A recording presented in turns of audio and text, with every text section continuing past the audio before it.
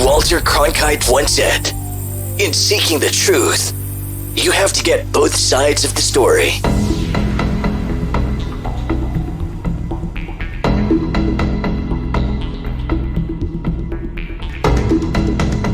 Coming to you live from the impact area of information and the destination of deliberate discussion. Welcome to Depth of Perspective, where the truth has no bias. With your host, Alex Kirsch. Information is our weapon, and we aim it on the azimuth of fire towards a better future for our country. Prepare yourselves for the arrival.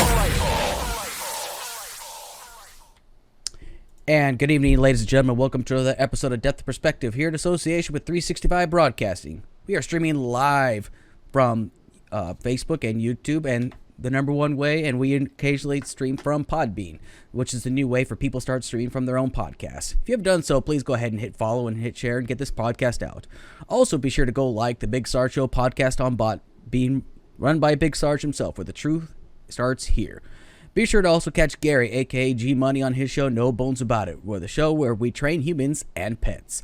Depth of Perspective is where the truth has no bias, and where we evaluate every issue, both political and social, in the hopes of keeping the populace informed but still leaving them the ability to decide for themselves. This isn't a brainwashing hour. This is an hour of deliberate discussion, and where people of all political affiliations can come together and collaborate. So without further ado, let's get this party started. My guest tonight hails in from Houston, Texas, and has a Facebook political page herself and a YouTube channel called the Pretty Patriot, a facts-based show on the political and social realms of the country, and she even dives into the world of conspiracy. She's been a content creator for 2 years and has been discussing politics and social issues for 6 months. Her most recent topics of discussion are all about the Constitution and the 27th Amendments. Please welcome to Death Perspective, Kristie Sullivan, a.k.a. the Pretty Patriot. How you doing today, Kristie? I'm doing great. How are you, Alex? I'm doing quite well, thank you very much, and thank you very much for joining me today, and thank you for being a guest on this show as well. So, why don't you go ahead and tell us a little bit more about yourself so the audience can kind of get to know you a little bit more. Sure. So I started creating content about 2 years ago. I actually started with the beauty industry, and I got into politics about 6 months ago. Okay. I can't really call myself a Republican or Democrat because I'm a constitutionalist, so I believe in middle ground, and I believe in facts. There you go. Well, it's like I always, and you know I've talked about this before about how facts are neither liberal nor conservative. They're neither Republican nor Democrat. Facts are facts. That's all there is to it. And I think some people have a tendency to struggle with that. Like either they say their side is the one that's correct, even though it's kind of disingenuous because the thing is like if only one side is right, you know, then obviously somebody else is wrong. But the thing is when you prove that side wrong, then who do you believe then? I mean, that's why it's important for us to be, you know, there's nothing wrong with being moderate, but I guess nowadays moderate is like the new curse word, especially politically, because they say you have to pick sides. It's like, well, according to who exactly? So, well, when it comes to voting, you do have to pick a side, well, you know, clearly. But and it's weird because right now, you know, my ideas line up more conservative, more Republican. So, you know, it's one of those things, but again, it can just really change. Oh, sure. Now, before we actually get into the topic of discussions for today, what actually made you want to go into creating content, though? Original content or politics? Either or. Beauty is because I was a cosmetologist for 20 years. Okay. So I wanted to make a difference, you know, and I wanted to create love through makeup and through beauty.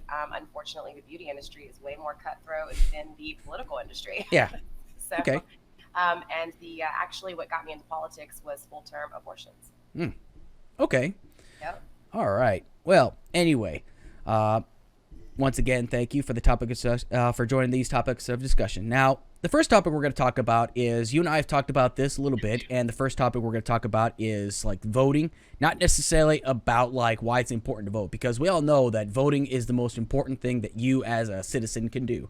But we're going to talk about when the voting system is actually corrupted, where the voting system is actually tainted. And then the second topic of discussion, since we're talking about cutthroat industries, we're going to talk about this industry right here.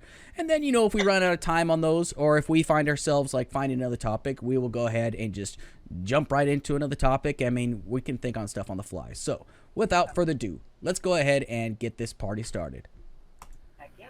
So when it comes down to voting machines, right? You and I talked a while back about how voting machines have been tainted. The voting process has been tainted. There's been evidence of tampering of voting machines and whatnot. Why is it that people aren't really buying into this, or why people aren't taking that threat seriously, in your opinion? In my opinion, it's because of all the propaganda that's been spread.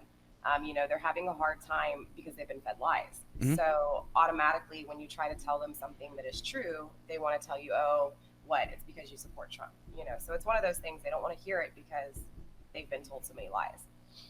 Absolutely. And the thing is like, I think it's because maybe people just don't want to know about it, or they're refusing to accept that, or they're just saying, well, hey, your side lost, that's why you're crying about this. But Exactly. in truth, though, we've seen this process, and everybody bring this up almost every election cycle. I mean, I think it even All goes. sides have been affected, yes. I think it goes back as far as even the 40s, when people were complaining about voter fraud. I remember I can't remember which town it was, but there was like a town that actually freaked out so much about like the way their votes were turning out. They actually stormed the voting booths and actually found out that the person was actually tampering with it. I mean, I can't remember 100% off the top of my head, but I think do you remember which story I'm talking about? Or I don't. I actually don't. There's so many stories, though. There really are. I mean, even the whole Bush and Gore thing back in 2000. Absolutely. You know. And that's actually one of the topics as to why we all talk about how electronic voting, like going to a actual voting booth and then you just push a button and then you get your vote in. It's easy. It's fairly convenient to some, but it's actually, in a way, tainting our elections even more, wouldn't you say? Yes, because these machines can be rigged without you knowing. So you can go vote for Trump, so to speak, and it's going to register as his opponent, but you would never know, because when you click on Trump, it's going to say that you voted for Trump, and you would even, if you get the little printout, it would even say you voted for Trump, but technically you don't really know. Absolutely. And actually, I'm glad that you said that, because I have a little quick video that I'm going to share with everybody real quick. So counties have found that the glue holding the touchscreen can degrade, meaning that over the years, the screen can slip out of place and register votes incorrectly. And the danger isn't just machines going wrong by accident. There is also the threat of someone gaining control of them for their own ends, because voting machines are technically computers, and computers, of course, are hackable. And it can be far easier to control a machine than you might expect, as this hacker demonstrates on a model currently used in at least 18 states. All they have to do, this bad actor, would be to open up this machine by pressing this button right here. When it's off, removing the card reader, removing this, you don't need any tools to do this. Unplugging this, again, you don't need any tools to do this. Turning it on, all you have to do is pick this lock here with a ballpoint pen. Open this up, press the red button, and we're gonna let it boot up here. Just click cancel and OK. And now I have full admin access under 2 minutes. all right, so as far as that, just to kind of sum it up, what they did is that this person was showed how easy it was to break inside of a voting machine within 2 minutes. And the thing is, like, you could just show up to these voting machines, and within 2 minutes, using just a ballpoint pen, you could actually get administrative access. Is that kind of stuff that people don't know about that they should know about, do you think? Most definitely. Most definitely. And there's other things. I mean, if just one machine, technically one machine can hold over 300 votes. And there's been many records and, all over the news, stories of how one machine had a glitch. And if that one machine has a glitch, that's 300 votes. So, and that's just one machine. And there's, reported incidents all over the United States. So, I mean, it's one of those things. Absolutely. And the thing is like, if that's just one voting machine in just one city, how many cities are across the United States? And how many voting machines are in one polling place at one given time? I mean, there could be like as many as like 50 machines in one voting site, or there could be as few as 5. It depends on the size of the town. I mean, unless you have numbers for us. I do. There you go. I do. Oh, yeah. I gotta find it all. I have so many notes everywhere. Matter of fact, I think just in one city, there was over 200, one circuit, because a circuit is considered with a few counties. So it's not just, it really depends on where you're at. Some counties might just have one circuit, but it's all by circuits. But I believe it was like 82 incidents of, machine malpractice, or not malpractice, sorry, machine, discrepancies or whatever, votes not even being counted. And then there was also on top of that, the normal, voter fraud, people voting that weren't even in that state anymore, or somebody was on vacation and said, hey, I was, my vote was accounted for, but I didn't vote. So there was I think it was almost close to 200 with the actual voting machines and just voter fraud period. And that was just in one circuit. So that's not even every other state, every other city, But the thing is, though, is like the fact that it's happening just like in one city alone goes to show like how much that could affect an entire region, entire country, essentially, because those votes could actually affect the turnout of an entire election, and not just talking about the election like within our own cities. We're talking about federal elections as well. In Kentucky, it was over 130 claims. I don't know if you remember the whole thing with Kentucky with what's his name, the general, Andy Besh. Mm-hmm. You remember that? That was the candidate, and Jake Bird. Okay. So that whole incident, there was over 130 claims in Kentucky. I do remember. Oh, I'm sorry. Yeah, no, you're good. Of voter fraud. Yeah. Yep. I do remember like the incident in Georgia actually between Kemp and Stacey Abrams, where even she talked about how there was possible voter corruption there as well. Okay. And she even contested the turnout or the final results of the election until she finally kind of gave in. But one of the things I had actually found out was that I'm going to play this other video real quick that actually talks a little bit about that talks about these voting machines that actually had an update to ensure that these machines could not be hacked or they could not be tampered with. So here's this video right here. Hackers find vulnerabilities in voting machines all the time, and we've not always been great at responding. A Finnish man named Harri Hursti once found one of the most severe security flaws ever discovered in a voting system, and he alerted the company who made the machine. They created a patch to fix the vulnerability, which is good. Unfortunately, while they put the patch out in 2006, we know the state of Georgia just never installed it, because a recent court case found their machines had not been updated since at least 2005. They'd essentially been hitting the Remind Me Tomorrow button on a critical security update for over a decade, meaning Georgia's election systems operate at the same level of technical proficiency as every dad. His laptop weighs 21 pounds. He has a Yahoo mail address that he can't open because it only receives porn. And he has a Hotmail address he can't open because it only sends porn to his Yahoo address. His life is a beautiful mystery. And look, voting machine companies and election officials will tell you that hacks like that one take place in very controlled settings, and that it would be difficult to do that in an actual booth without people noticing. But it is not always as difficult to get some alone time with a machine as you might think. Professor Ed Felton of Princeton performs an exercise every election day. He drives around Princeton to various polling locations, and he follows the prominent signs that say, voting here, days before the election, and then he takes photographs of unattended voting machines just sitting there. And that's for him to document that anybody can walk up to these voting machines, and anybody can manipulate them, and nobody will know.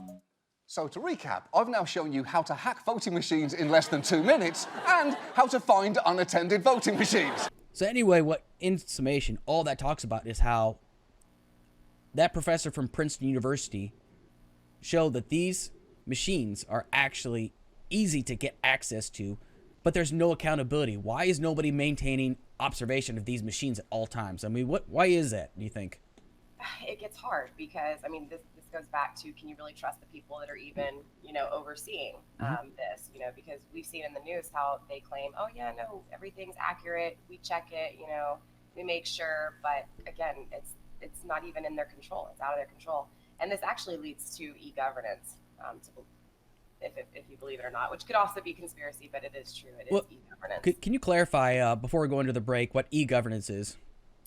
Basically global power, global governance, but through electronic devices. So. Okay. Yeah. Got it. All right. So we're going to go ahead and take our, we're going to go ahead and take our first 30-second break right here, and we'll be back after 30 seconds.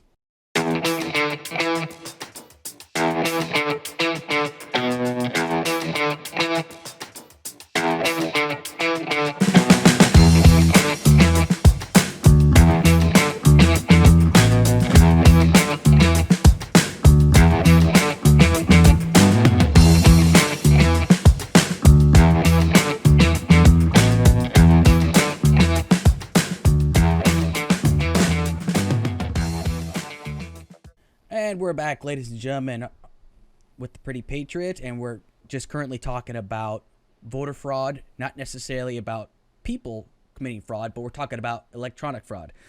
Now, before we went into the break, she talked about e-governance, talking about where there's essentially ruling over the populace electronically. There was a book I read a while back. Have you ever read Brad Thor's books? I haven't.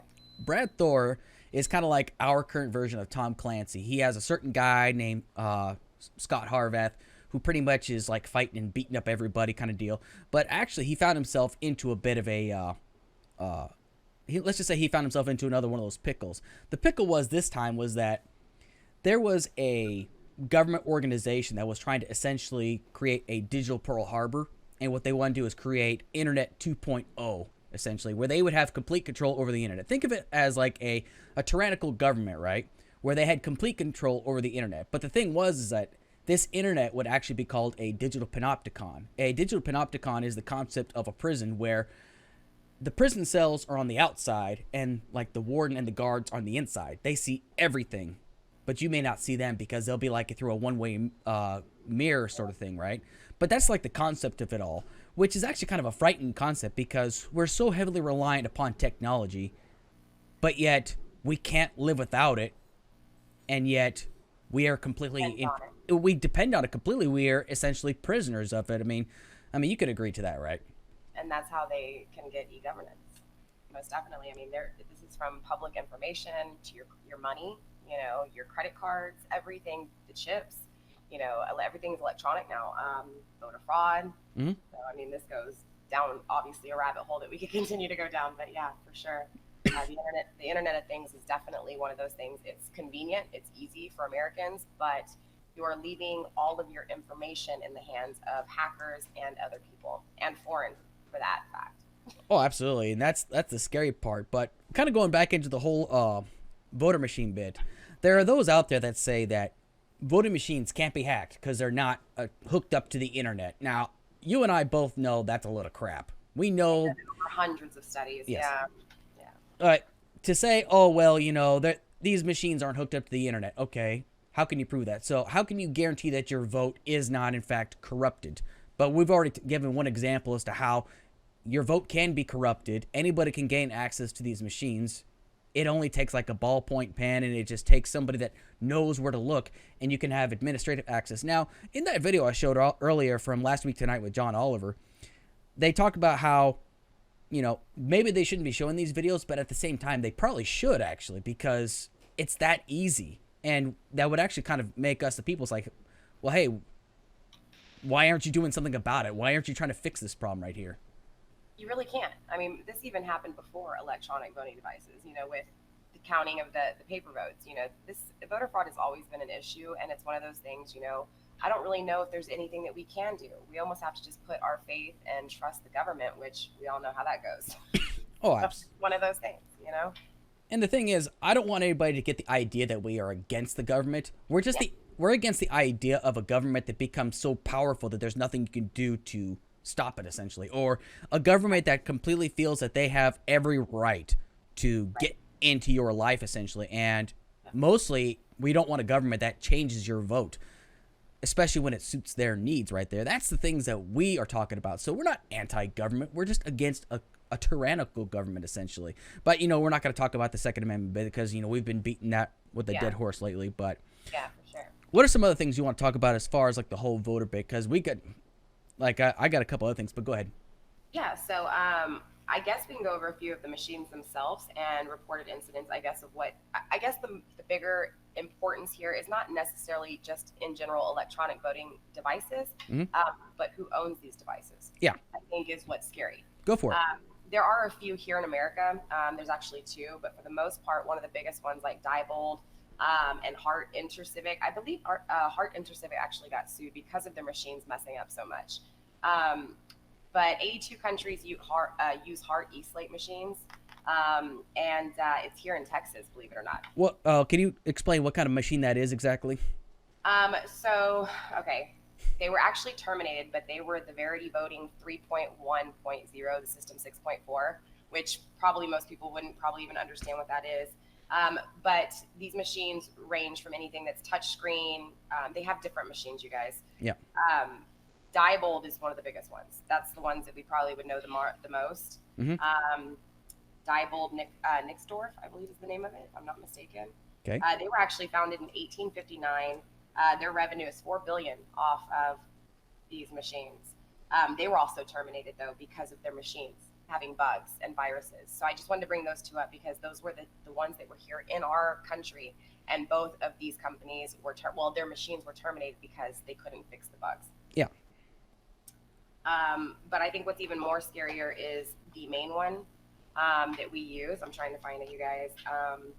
Sorry, Skittle. Skittle is a global. They're actually foreign. Privately held company founded in 2001 in Spain. Its technologies were used in 980 jurisdictions in 28 states during the 2016 general elections. Yep. And yeah, so they are the global leader. Now, where else could they be found? Like, where else do they have like their influence as far as voting is concerned?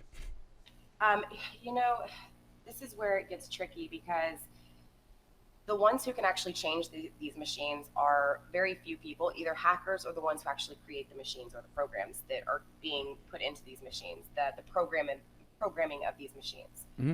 So when you're looking at it like, you know, Skittle or Skytle, for example, you know, if you've watched any of and they're actually all over YouTube, you can watch their conferences with other global leaders. And I think it just gets scary because if they have control over who we vote for, but they're not even a part of our country. Yeah. You know, so, I mean, if they really wanted to change our country, to me, that's a foreign threat. Yes. You get what I'm saying? I don't think people who, especially foreign companies, should have a hand in our voting process in any way, shape, or form, even if it is for capitalism, you know? The scary part is if they can do it here, they can do it anywhere, essentially. Oh, yeah. They can do it. They can do it in any country. And there would be many people that would be none the wiser. They would just say, this is a reliable system right here. They have a track record of success, but there could be something a little bit more sinister in there, but people aren't looking at it. Why? Because it's their politician that won the election, so why should they care? Why should they worry about who won? Yeah. Prime example is India. Yeah. India, I don't know if you guys know anything about what's going on over there, but go ahead and tell everybody. Pretty much, all their votes were pretty much counted opposite, just so that their government could take control. Really? Yeah. I mean, they're going through a whole lot of things right now with their voting machines, but they use voting machines just like we do, electronic voting machines, and they used it to be able to control their population. That's a huge population right there. It's like over 1 billion people that live in India right now.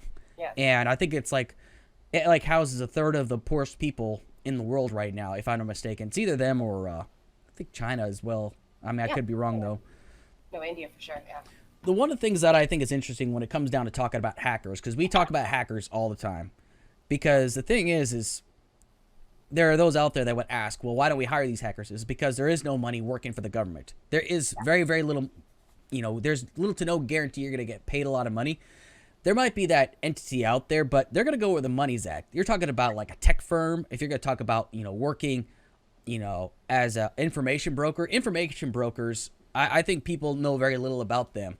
Information brokers, those guys can buy and sell information and make millions off of that, especially if it's like very, very, very, you know, state secrets that are very important to an entire country, whatnot. I mean, granted, people are cracking down a little bit more on them, but the thing is, while we're improving, the hackers are already 2 steps ahead of us. That's the scary part about it, though. And I think we underestimate the threat of all of it. I mean, hackers could be watching us right now. Heck, they could probably turn my webcam off right now. Please don't do it. I'm doing a show right now. Thank you very much. Exactly. So can the government. Well, they absolutely could, though. But the thing is, though, is that, like, when it comes to votes, though, what kind of solutions can we come up with in order to safeguard our votes, essentially? Because it's a very, very important part of our country. It's one of the reasons why we remain a constitutional republic is our right to vote. So what do we do to fix it, do you think? You know, honestly, I think paper votes are the answer. And even so, it's one of those things. I don't know if there is anything we can do. It's like we almost have to have this perception that our vote counts, you know? And it's one of those things, you know, unless we can hire hackers ourselves to make sure that, you know, these systems are being observed and, you know, but again, we would have to put the trust in an individual, and that's the same thing with paper votes. You're putting your trust in an individual to count your vote right. So yeah, one of those things. So, actually, the president actually suggested a while back, I can't remember where exactly he suggested it, but he talks about how you have your electronic means of voting, but then there should also be a paper trail to go along with that vote. I think that's... It's great, but the problem there is if this machine is already rigged where if you hit option number 2, when you hit option number 2, it's registering it in your eyes as number 2 and in the machine's eyes as number 2, but the actual mechanics behind it and the actual program behind it, it's going to count it as the opposing side.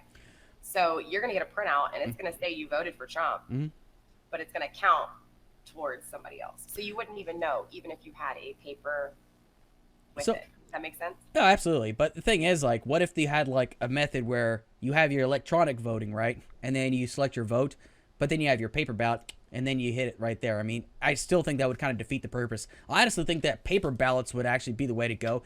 And you just need to come up with a way. It's like, ka-chink, this is who I voted for.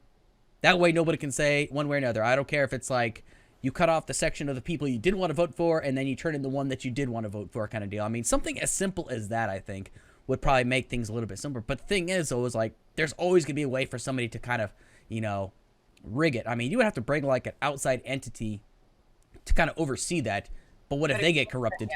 If we look at the numbers, though, paper votes, yeah, you might get a few miscounts. You know, something might have been wrong. But as far as these electronic voting devices go, like I said, one machine over 300 votes, all you need is one machine to overthrow the whole voting process, you know? So I think in a bigger picture of things, I think paper vote would be the way to go. Because even if you do have a few mishaps, you know, 1 or 2 mishaps per circuit versus 300 or even 600 or 900 votes, you know? Yeah. So I think really quick with the mishaps on the electronic voting devices, we could definitely see a wrong leader, you know, or the wrong leader in our government. And that's one thing we would really hope to avoid because, you know, even though people see differences politically, if your candidate does not get elected simply because somebody rigged the machine up and it comes out, and let's say, for example, we find out like 2 or 3 years down the line that this election was fraudulent, an election was fraudulent, then the damage is already done. It would take you years to kind of like fix that problem right there. It's actually what we're seeing a little bit from Bush's administration. You know, obviously it's kind of conspiracy, hypocrisy. I don't even know what you want to call it. Yeah. There's so many things that go out about it, but you know, they're saying that it was intentionally that Bush won, that they wanted Bush to win, and that's why they rigged the electronic voting devices. That's why we saw what we saw in Florida. Oh yeah. So it's one of those things is, you know, that's also the conspiracy behind Trump, and the whole conspiracy with QAnon, you know, is that they chose Trump. So, you know, it's almost this thing that it used to be conspiracy and nobody talked about it. Now it's like, well, wait, something's not adding up right here, you know? So kind of leading to what you said a little bit. Well, of course. You know? And the thing is, you should never, ever be, you know, mocked for asking questions. I mean, again, that's a right that we as a populace have. Our First Amendment right is the right to criticize. We have our freedom of speech to be able to criticize our government. That's what it's for. Absolutely. If we can't criticize one another, we definitely can't criticize our government, you know? Yeah, Gary and I were actually talking about that earlier, and what people tend to make that mistake thinking is like, well, the First Amendment means I can say whatever I want to without any repercussions. Like, that's not the case. I mean, you can't go, like, for example, you can't go into airport and scream, I have a bomb in my purse, because then guess what's going to happen? You're going to get probed by the TSA, and rightfully so. Right. But the thing is, like, it gives you the right, the freedom to assemble and protest if you feel like your government is out of control, which some people are doing right now. And still peacefully. You still can't be, you know, violent or aggressive like Antifa or any of these, you know. It has to be a peaceful protest. A peaceful protest, absolutely. But some people tend to think, oh, it is a peaceful protest. Well, I'm sorry, but when you're setting fire to an entire city block, that's not a peaceful protest. That's a riot right there. And that is not covered under the First Amendment. But anyway, we're going to go ahead and jump into our next segment. But first, we're going to take a 3.5-minute break. So we will be right back.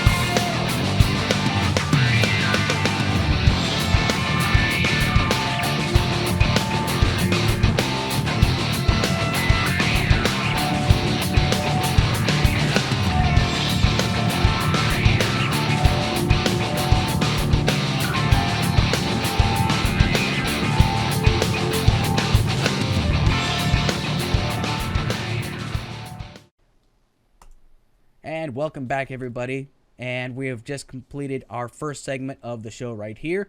Actually, before we continue on, Kristie, is there anything else you want to add in regards to voter fraud or anything you want to tell the audience before we move on? Just to research it for yourselves. Clearly you guys can sit here and listen to everybody, but you're not going to fully understand or even know the risks unless you seek it yourself. Couldn't have said it better myself, actually. I agree.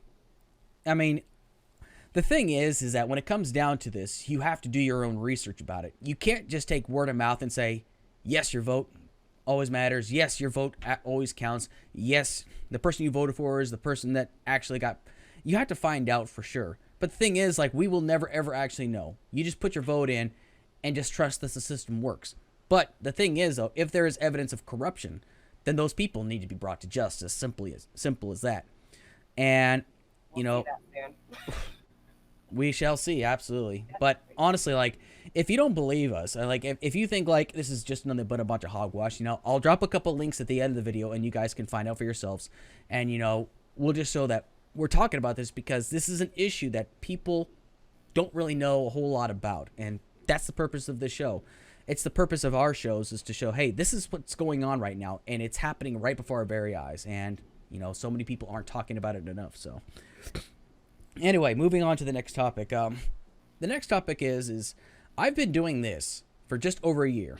I used to just be somebody that would be a contributor to the Big Sarge show back when it was Moab, Mother of All Broadcasts. Then it turned to Redcon 1, and then it just became 365 Broadcasting, and it was but I've been following it for about 2 years, and I've only started putting out content, and I started from a cell phone as well. But the thing is, though, since I've been a part of 365 Broadcasting, we have found that there are a lot of dishonest people. Now, we're not mentioning any names. We don't need any drama about it, but even you have found out that there are people out there that say, hey, man, I got your back, or hey, listen, I'll help you out anyway. But then kind of find out that they are, fraudulent. They are just people that are out to steal your content, rob you blind, and then make you look like the bad guy. I mean, that's the thing that we're really starting to find out about. And the thing is like, I've had my name thrown under the bus so many times already, and I'm already sick and tired of it. And I'm sick and tired of the backstabbery, should I say. I know that's not a word, but it seems to always happen. I mean, what's the deal with that, do you think? I think it's the same thing as criminals. They're selfish. They don't understand what it is to, and I think, being a little selfish, and caring about yourself is okay. But when you're trying to take somebody else's and you know what I'm saying, and shine from somebody else, I think it's this materialistic world that we're living in, that you have to, I don't know, it's so hard to explain because, I try to find the good in everybody. And I question that question myself all the time. You know what I'm saying? It's like, why would somebody treat you like that? Or why would somebody want to, smear your name or even just make you look less? But clearly it's mental health in some ways. They're obviously battling with something that they don't know how to fix, is my honest, opinion on it. But it's just an opinion. Well, of course. Well, the thing is that, like, Sarge is a huge victim when it comes to stuff like that, and I'm just, I'm not really going to speak for him. I mean, I'm sure he can speak for himself in this regard, but the thing is, like, this is a very dishonest industry, and it didn't even start with us or anything like that. I mean, it's been going on for quite some time. Like, I remember, what was it, Opie and Anthony, they had that huge cutthroat industry. They were dealing with Adam Carolla, I think it was, and he just went on his broadcast talking about how Opie and Anthony are this, and that, and, they're like, no, that's not what happened, and things like that, but this drama is something that is like nonstop. It is continuing. Blair White and Candace Owens, you saw that there. I'm pretty sure. Yeah, I got really vicious.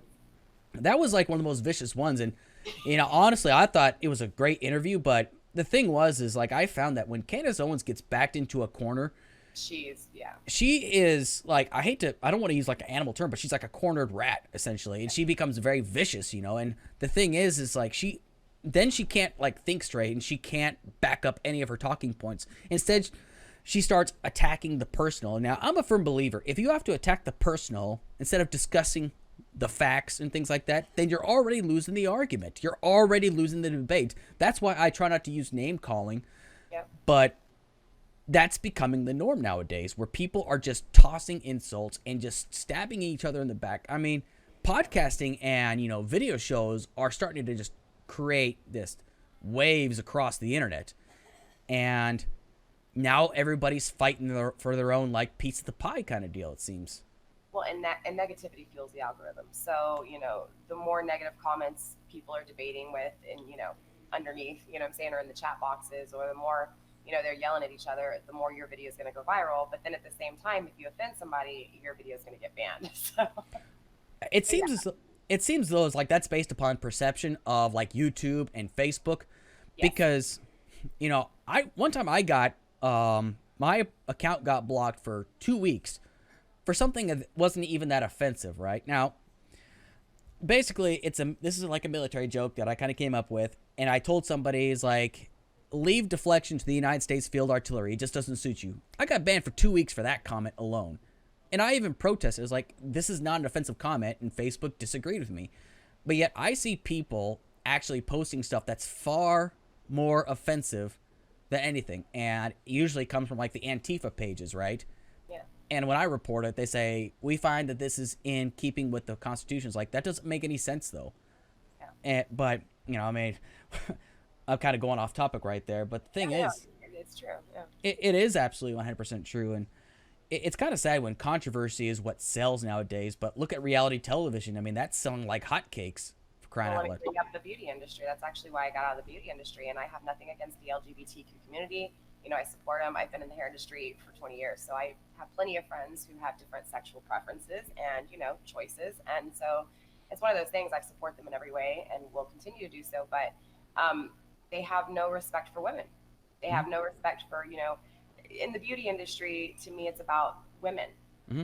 And it's kind of been taken over by the LGBTQ community. And it's just that they're very quick to slander somebody who is normal, but you can't slander or even talk down or even criticize somebody in the LGBTQ community. And I don't think it's fair, especially in the beauty. I mean, because they're vicious. You think the political world is vicious. The beauty industry is very vicious. Oh, yeah. And it's one of those things, And that's the thing I do appreciate, like with Blair White, is the fact that it's like, it's okay if you're critical of me, and that's fine. You could disagree with me. I love her to death. I really do. She's awesome. Oh yeah, I've been trying to get her as a guest, but like she's probably very, very busy and things like that. But the reason why is because she doesn't claim to be a representative of like the trans community, but she is her own individual person. Yeah. And I would her as a she because legit she acts and looks like a she. I would have never known. I would have never known if she hadn't said something, honestly. Oh yeah, I never would have known either. Like I was actually surprised, but but the thing is, like, I'm gonna give a real quick example. Like as far as like this industry, like the podcasting, the video industry and whatnot. The thing that I've noticed the most is that a lot of us are usually putting out the same message, right? Like for example, everybody knows that I'm a moderate. Everybody knows that I did not vote for President Trump and whatnot, and I'm very open about that. But the thing is, though, is that like I still have the same message as like Sarge puts out, or Gary, or even you and I agree on a lot of things. But for some reason, people that are supposed to be on your side aren't on your side. It's like their message is more important than yours, and you're just an a-hole. You don't know what you're talking about. And that's the most consistent thing that I've noticed, actually. And like, let's take, for example, you see like the Antifa rallies, right? You see all of them. They come out by the thousands. And there are sometimes you'll see patriots show up, or so-called patriots, should I say, and they're like 13 people because there's like this drama between them and all the other people and whatnot. I mean, that seems to be like a growing pattern right here. But the problem is, though, is like there are some people that do create these rallies, but they have questionable people at their rally. Like a while back, that we saw this rally, and it took place in North Carolina, I think it was, and they invited Jovi Vol. Do you know who that is? No. Jovi Vol is... I'm new to the whole world. Okay, Jovi Vol is a guy that, is, very proud of his heritage and whatnot, and talks about, like, and, like, you'd see him, like, waving the Confederate flag. I don't care. That has nothing to do with me.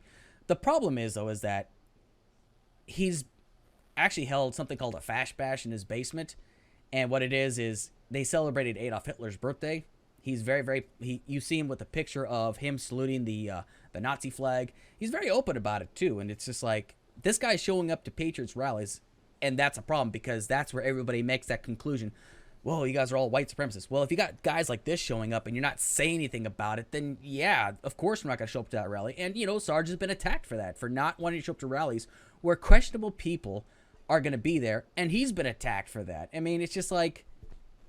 Well, and it happens on the opposing side, too. I mean, come on, some of the LGBTQ and transgenders have been smeared because of, their issues, too. But I think the issue is when you start censoring people or start assuming that because you think one way that you're all the same. To me, that's not racism, but like that's so, I don't know, I don't even know what word to use, but to me, no two individuals think the same. And so it definitely doesn't matter what color your skin is or your sexual preference is or what religion you are, but it's just that, we're being censored so much for not agreeing to these, I guess, the platform creators' ideas, if that makes sense, Oh, it absolutely does. But the thing is, like, Sarge and Gary and myself, we are completely against the concept of groupthink, right?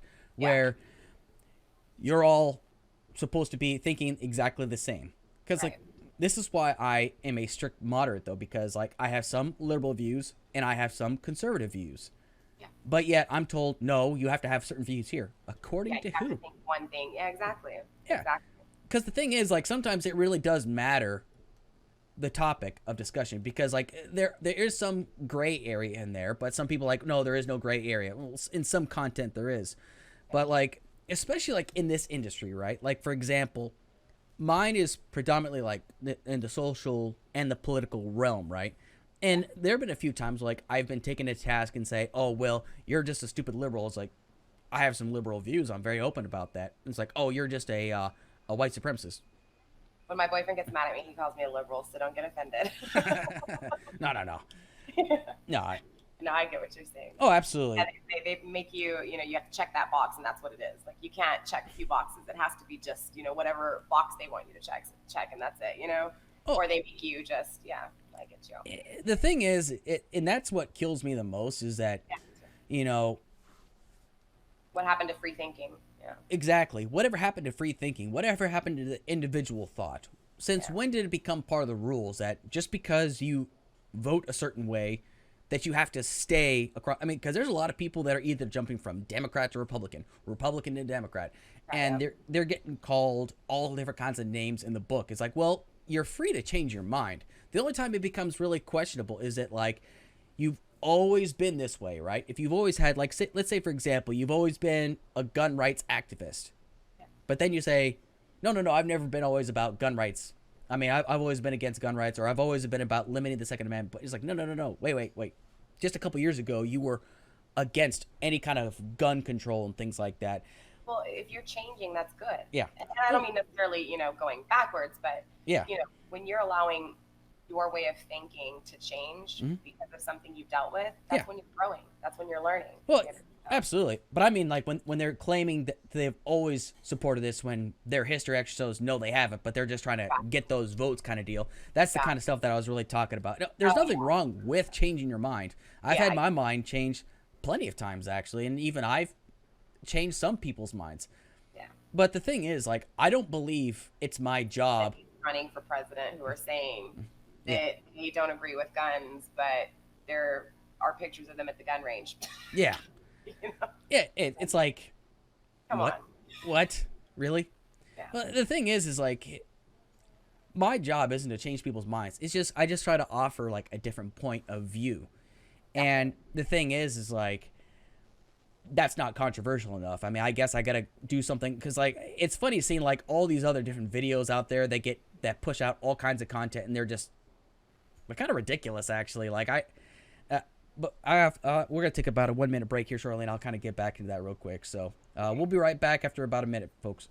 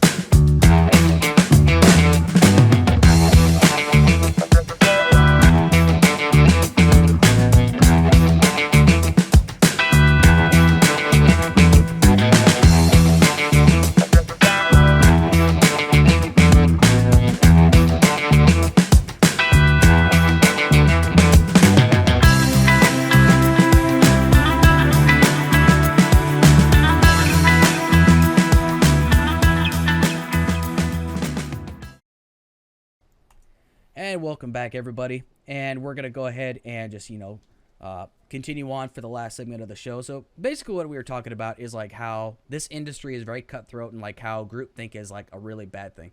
And what I was going to say about earlier was that how there's nothing wrong with having an opinion on something.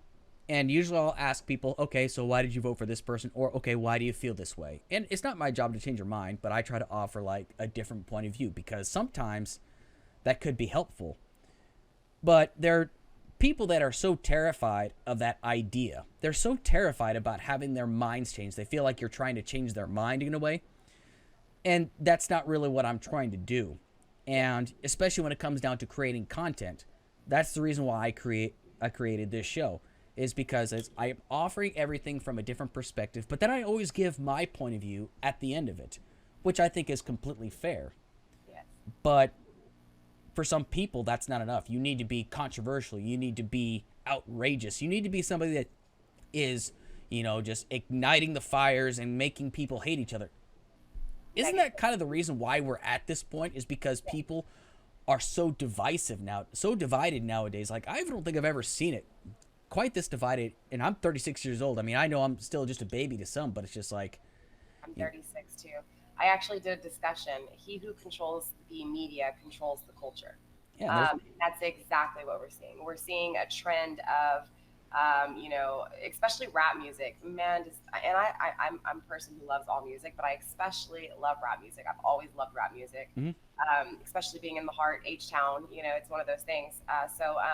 Homo Swisher House. Yes, it's so degrading. But at the same time, if you go back to people like Pimp C, even him and his lyrics, he was always talking about getting out of the ghetto. He was always talking about, doing the best and pushing hard, even though he may have done bad things in his music to get there, But at some point it turned to, let's hit licks, let's be prostitutes, let's be naked, let's degrade ourselves as women, and men degrading women. And now it's a trend to these Instagram models. A lot of people don't realize that they are editing their pictures to look perfect. Of course. So it's somewhere we lost touch with reality. We're basically living a perception. Yeah. And so perception has become reality. Oh, and so people are learning. They're actually not learning anything. They're only, I don't know. It's so hard to explain. No, I think you get what I'm saying. Yeah. Oh, no, it makes perfect sense. I mean, for crying out loud, you see all these Instagram people out there, and you just see, like, them attacking one another and, like, starting all this drama. It's like, you feel like you're losing your brain cells just by the amount of beef is going on. Yeah. It's just... But it's something, for some reason, you can't put it down. You're like, oh, my God. You yeah. just want to keep reading. It's kind of like... It's kind of like sucking you in kind of deal, like... and I'm not making fun of my wife for this, but like she was on a binge of like a 90 Day Fiance. I'm like, and I'm sitting like watching. It's like a nonstop train wreck going on. Yeah. But the thing is, though, is like that's what's selling nowadays, and this controversy and whatnot. Yeah, but we're changing that. I think honestly, what we're doing eventually will change. The fad. I guess you can say it'll change the trend. Right now the materialistic trends are really out there. And I say materialistic, not just money wise, just you have to look a certain way, Barbie doll, this perception of what you should be. Mm-hmm. But I think people like us are creating a platform for people. And, eventually somebody's going to watch it, and it could be somebody that's younger than us that says, you know what, I want to do that. And so that's where it'll, there's got to be leaders that start a educational type of trend, something that's about facts, and you know what I'm saying? Well, of course, and you always got to start somewhere too. And the problem is, like, it doesn't matter like how many views I get, how big or how little, as long as I keep putting out that content right there, because like I is everything. Yeah. I love doing it. I actually love doing shows like this where I bring people on and have discussions. I mean, I've had Adam Kokesh on before, which was pretty cool. Actually, it was a pretty fun show. I interviewed a retired Navy SEAL that busts phony SEALs. I mean, and and I got you on my show as well. But the thing is, like, I like sharing ideas about stuff like this, and kind of, because the thing is like, I could talk about it, but when you get another person to talk about it, it kind of gets a little bit more engaging right there. And I know there's a lot of people out there that are probably gonna be asking all kinds of questions right there, and if you're asking questions, I'll be sure to answer them like in the comment boxes below, and I'm sure she'll be willing to join in as well. Definitely. But the thing is like, when it comes down to creating the content, the one thing I found is you've got to be consistent with it too. Most definitely. Because And don't give up. Don't give up. yeah, because you got No people. matter how evil it gets. Yes. Oh, absolutely. Because I still work full time.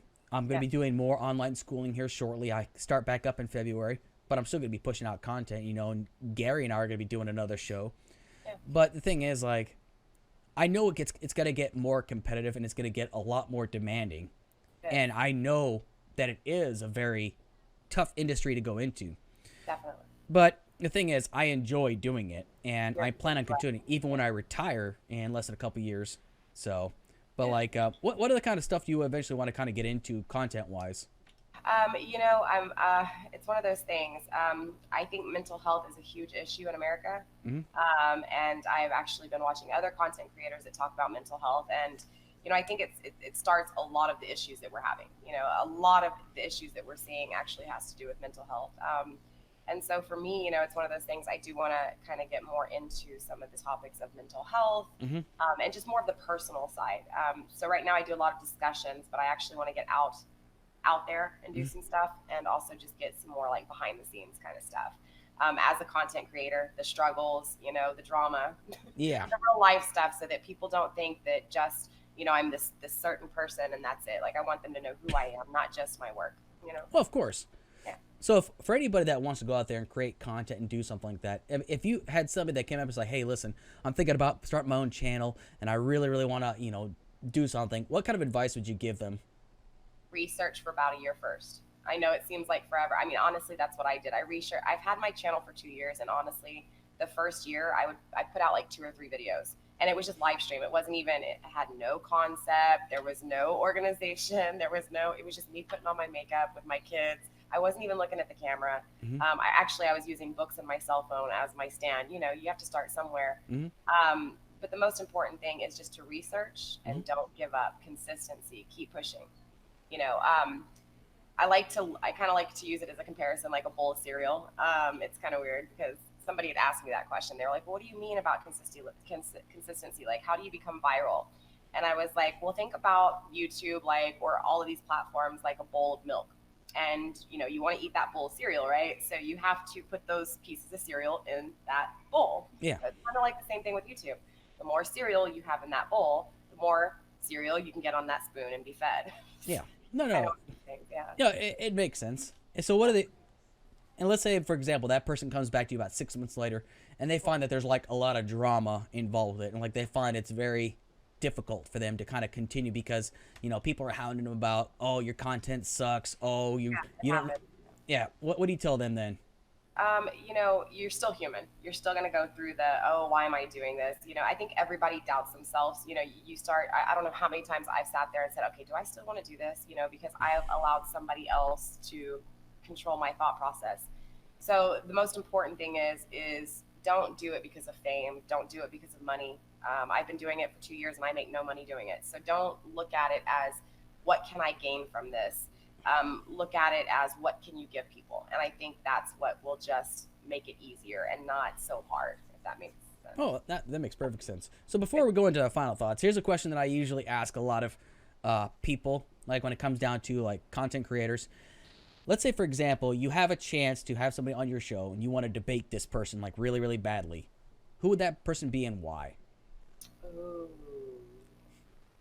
Ooh, that's a good one. Yeah. Who would I debate if I could debate? Well, obviously, clearly somebody that doesn't think like me at all.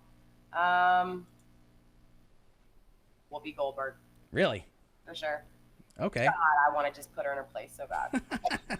I just, she's one of those women, especially with her show. I really feel like what The View does is just so trashy, Mhm. But at the same time, I think Whoopi is just misinformed. I really do. I think she's been fed too many lies somewhere. Yeah. I think if I had to choose anybody, or it would have to be like one of two people. It would either be Anita Sarkeesian, because I really can't stand her, honestly. I think she's kind of a bully. Yeah. But the only other person, it's a toss-up between like Charlie Kirk and Candace Owens. Yeah. Because like, But they would agree with you on some things in some ways, Not They- everything, clearly. They're so far. they are. But Far right. pretty much. But it's just like those are like the two I'd go with. So anyway, kind of going into final thoughts is like, once again, I just want to say thank you for joining me on this. I mean, this has been a very very fun hour for the both of us, and I think it's been possibly the start of something like where we can like continue to exchange content here and there. But what are some final thoughts that you'd like to give? And it could be anything. It could be about any topic whatsoever. Just with everything, you guys, there's no longer turning on your TV and getting news. It's propaganda, you guys. It's entertainment. Your televisions and your phone, it's all entertainment. Do not believe what you see. Research what you're seeing, period. Doesn't matter what subject it is. Fantastic. Absolutely. I think that's like about as solid as you can get. One thing I usually like to do, and I have to offer advice to people about it, is anytime you see a topic or something, or if you see it on the news, check the source. Check to see how valid that is. Because many times media gets it wrong. Why? Because they're human beings. But the thing is, like, if they pass it off as factual when they haven't got all the information yet, that's where the dishonesty really comes through. And it can create panic. It creates a lot of panic. I remember when Gabby Giffords was shot, NPR accidentally put out that she had died, actually. And that's... Hysteria. Yeah, it's terrible. But the thing is, like, they're only human. But the thing is, though, I check to see the bias of the writer or the person that puts it out. Because if they have an obvious bias, I'm not really going to buy into it. I go off of, like, numbers. I go off of research and things like that. Yeah. And that's about all you really can do in that regard. And you don't even have to take my word for it. I mean, do it, conduct your own research. Yeah, for yourself. Absolutely. So anyway, I just want to say thank you once again. Where can people find you? I am at the Real Pretty Patriot on Facebook, and then the Pretty Patriot on YouTube. Awesome. You want to go ahead and give like the dates and times that you go live? Sure, Monday through Friday at 8 p.m. Central Standard Time. Currently, I only go live through Facebook right now, but that's going to be changing here in the next few days, and I will be live streaming at 8 p.m. Central Standard Time on all of my links. All of my links to all my social media is on my personal Kristie Lee Sullivan page, which is at the Real Pretty Patriot. Fantastic. Well, thank you very much, and I really, really do appreciate you taking the time for us to talk about this. And once again, hopefully we can do this again, and maybe I can come on your show and we can talk about whatever issues you want to talk about. Definitely. All right. So anyway, once again, Kristie, thank you. Just wait around a couple minutes, and then I'm going to go ahead and close up shop. Anyway, thank you very much for joining me on Death Perspective, and we are rounds complete.